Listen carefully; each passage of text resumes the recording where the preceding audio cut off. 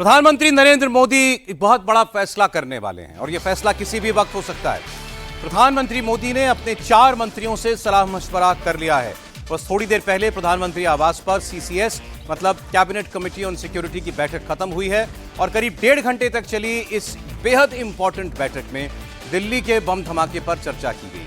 इस high level meeting में प्रधानमंत्री मोदी के अलावा गृह मंत्री अमित शाह, रक्षा मंत्री राजनाथ सिंह, राष्ट्रीय सुरक्षा सलाहकार अजीत डोवल मौजूद थे। और याद कीजिए, 24 घंटे के अंदर प्रधानमंत्री नरेंद्र मोदी ने 2 बार चेतावनी भी दे दी है और सख्त लहजे में कहा है कि दिल्ली में लाल किला के पास हुए बम धमाका करने वाले साजिशकर्ताओं को बख्शा नहीं जाएगा।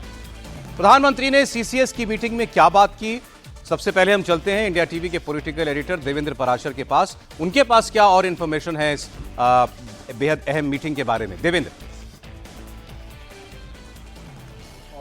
जी साहब, आज जो 2 महत्वपूर्ण बैठक हुई उसमें पहले सीसीएस की बैठक हुई और उसके बाद कैबिनेट की बैठक हुई। कैबिनेट की बैठक तो रूटीन थी, लेकिन सीसीएस की बैठक में लाल किले पे जो ब्लास्ट हुआ था उस ब्लास्ट को लेके अब तक जो अपडेट था उसके बारे में बातचीत हुई, जो रिकवरी की गई है उसके बारे में बातचीत हुई। और क्योंकि ये न सिर्फ इंटर स्टेट बल्कि ट्रांसनेशनल मामला भी है, ये जो आतंकी मॉड्यूल है उसमें सीधे सीधे दिख रहा है कि ट्रांसनेशनल मॉड्यूल है, यानी कि जो विस्फोटक आए थे वो बताया जा रहा है कि नेपाल के रास्ते आए थे। तो उस कंडीशन में सुरक्षा के जो मौजूदा हालात हैं वो किस प्रकार के हैं और क्या हमें कुछ करना चाहिए इस मॉड्यूल के, और किन किन लोगों को लेके अभी जो दबिश की जा रही है उसमें किस प्रकार का अपडेट है, इन सारे पहलुओं पे जो देश के सुरक्षा मामलों की जो सबसे बड़ी कमेटी यानी कि सीसीएस, उसमें बहुत विस्तार से चर्चा हुई है कि कैसे एक नए थ्रेट के तौर पे ये देखा गया। और ये शानदार सफलता रही हमारे पुलिसकर्मियों की जिन्होंने और एजेंसीज़ की जिन्होंने इस पूरे मॉड्यूल का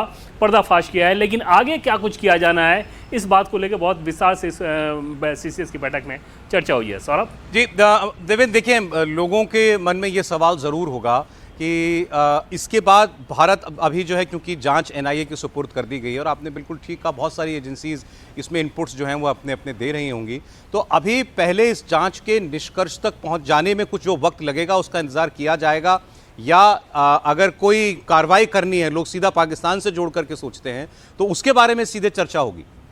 नहीं, बिल्कुल नहीं सौरभ। एक जैसे पाकिस्तान वाली जो चीज़ है ना, वो सोशल मीडिया पे आप लेके देख ले, वो अलग चीज़ है। बिल्कुल भी अगर अभी जो स्कीम ऑफ थिंग्स में नज़र आ रहा है वो उस रूप में नज़र नहीं आ रहा है। उसमें ये आ रहा है सिर्फ ये कि इसके तह तक पहुंचना है। और अभी जिन लोगों के नाम सामने आए हैं सौरभ, वो तो देश के ही लोग हैं। तो उस कंडीशन में इनके और कौन कौन से नेटवर्किंग वाले तार कहाँ जुड़े हुए हैं, किस किस राज्य में फैले हुए हैं, जो चीज़ें अभी तक सामने आई सौरभ, उसमें कश्मीर के अलावा हमने देखा कि किस प्रकार से उत्तर प्रदेश, हरियाणा, दिल्ली, इस तरह के राज्य अगर इन्वॉल्व हैं तो इसके अलावा भी इनके तार बहुत ज़्यादा जुड़े हो सकते हैं, क्योंकि इनकी तैयारी बहुत लंबे समय से चल रही थी और इनके बहुत सारे स्लीपर सेल होंगे। तो उन सारे चीज़ों पर जीरो इन अभी किया जा रहा है और एक बार जब रिपोर्ट पूरी तरह से आ जाएगी तो यहाँ जो कार्रवाई करनी है, उसके अलावा जो कार्रवाई करनी होगी वो किया जाएगा। इसको नीजर्क रिएक्शन के तौर पे बिल्कुल भी सरकार नहीं देख रही है, बल्कि आतंक के इस मॉड्यूल का जो चेहरा सामने आया है उसके पीछे और क्या कुछ छिपा हुआ है, फिलहाल उसको लेके ही कार्रवाई जारी है। और सारा उसमें आप देख रहे हैं